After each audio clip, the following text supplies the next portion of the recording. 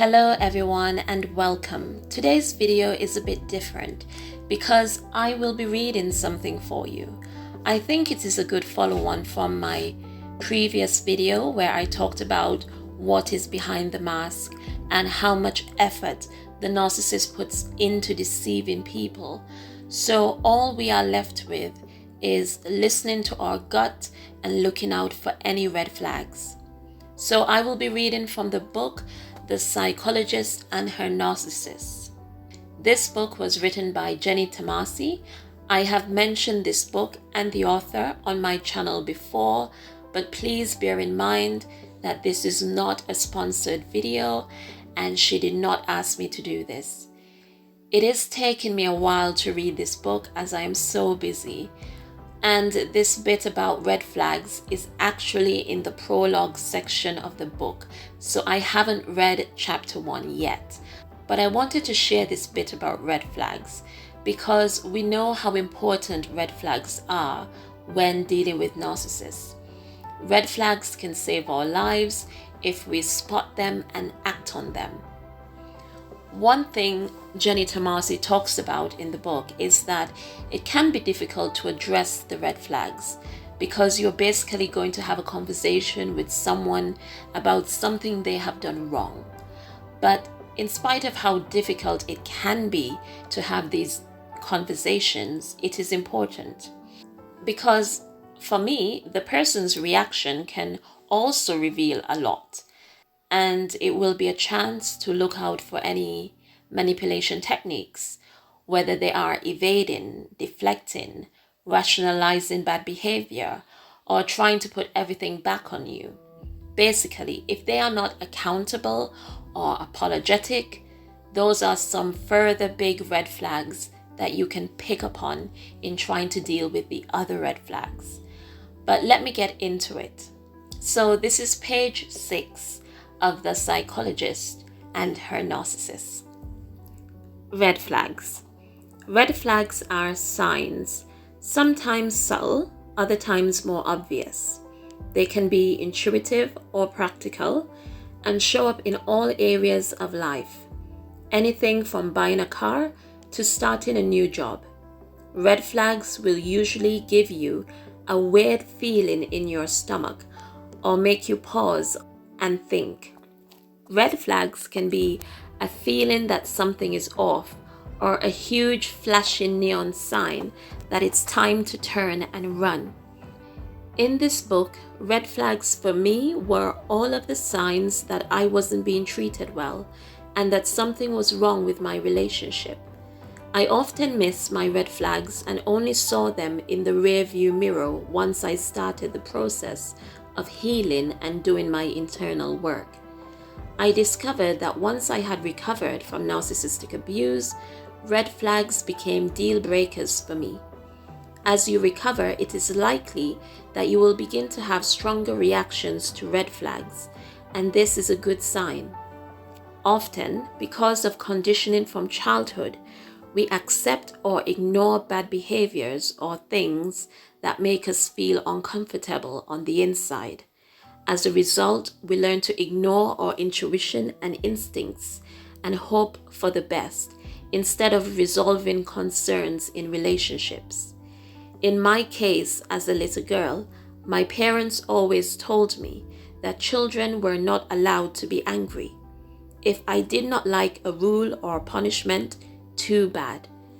They also followed that old school philosophy of children should be seen and not heard. My expressions of sadness, injustice, anger, or any negativity at home were not welcomed.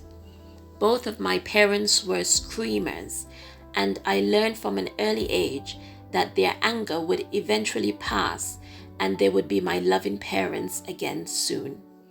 In my subconscious, I internalized the message that people who love you and keep you safe sometimes lash out at you or yell at you for no good reason, and you need to accept that as part of the relationship. So since I was also taught that being angry or complaining as a child was wrong, I ignored behaviors that were upsetting to me and push my feelings away as an adult too. Red flags are important to pay attention to because they are the building blocks to toxic patterns in relationships. In relationships, it is crucial to pay attention to actions and words, not just words. Sadly, lies, insults, disappearing acts, anger outbursts, selfish behavior, and cheating turn into repeated offenses that tend to become ongoing patterns in relationships. When you are in love, especially in the beginning stages, you do not want to think that your new partner has a tragic flaw or is bad for you. It is easy to avoid the red flags, to keep the excitement and ideal image of your partner intact. If you are guilty of this, join the club. It is easy to do and you can learn from it in the future. Forgive yourself for missing the red flags. Paying attention to red flags can be scary because once we recognize a problem, we have to do something about it. Once we identify a red flag, it prompts actions, and tough conversations can be scary. It is normal to feel anxious and uncomfortable when we identify red flags and have to make decisions about them.